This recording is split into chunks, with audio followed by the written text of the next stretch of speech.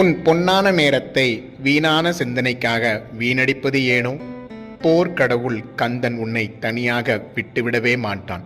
கந்தனை நம்பிய எவரையும் தவிக்கவும் விடமாட்டான். கந்தனின் நிழலே உன்னோடு இருக்க, கந்தனின் நினைவு உன்னுள் இருக்க, கந்தனின் வேலும் மயிலும் உன்னை நித்தமும் காக்குமே. உன் சோகம் மொத்தமும் பறந்து போகுமே.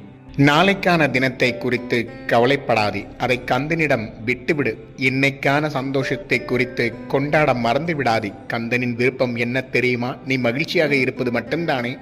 சோதனைகள் வந்தாலே கந்தன் கருணையால் சாதித்து ஜெயிக்கப் போறது நிஜம்.